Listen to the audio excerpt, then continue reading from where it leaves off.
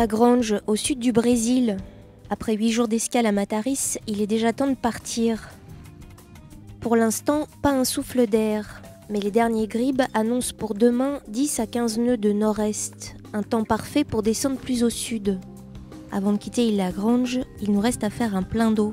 Les villageois à Mataris nous ont parlé de la possibilité de remplir directement nos cuves en accostant à un tas de pierres à 3000 d'ici, au milieu de la baie de Sitio Forte. Nous allons y planter l'ancre pour quelques heures.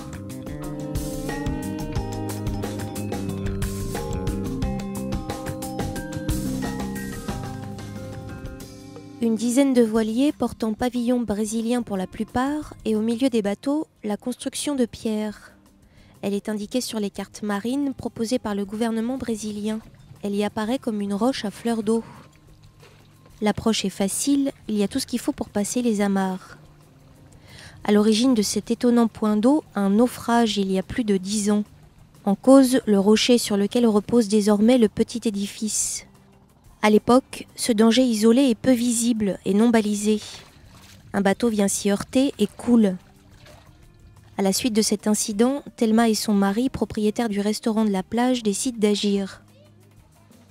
Aí meu marido falou na capitania, na marinha lá, para colocar marco, para os barcos não bater. Aí mandaram colocar uma bandeira. Como? Uma bandeira. Aí eu e meu marido, nós fizemos concreto. Eu levava remando e meu marido construiu a laje là. Philippe, un Français en escale dans l'île, offre les 300 mètres de tuyaux. L'eau descend directement de la colline, elle est parfaitement potable. Gratuitement et en quelques minutes, nos bidons et cuves sont pleins. En fin de journée, rassemblement d'équipage au restaurant de la plage. Après 1400 milles parcourus le long des côtes du Brésil, c'est la première fois que Loïc se retrouve au mouillage entouré de voiliers brésiliens. Avant de lever l'ancre, nous sommes curieux de rencontrer enfin les plaisanciers du coin. Philippi vend des équipements de plongée à Angra dos Reis, la ville voisine. Il est jeune propriétaire d'un 36 pieds. Malgré le fort engouement pour les bateaux à moteur ici au Brésil, c'est un voilier qu'il a choisi pour ses week-ends en famille sur Ilha Grande.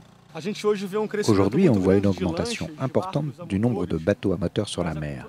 La culture de la voile est peu développée. Peut-être parce qu'à la différence de l'Europe, où il y a beaucoup de possibilités d'escale, dans n'importe quelle direction, on peut trouver des bons mouillages. Ici, c'est seulement vers le nord ou vers le sud. Si je navigue de Angra à Bahia, ça me prend 1 semaine et 1 semaine pour revenir.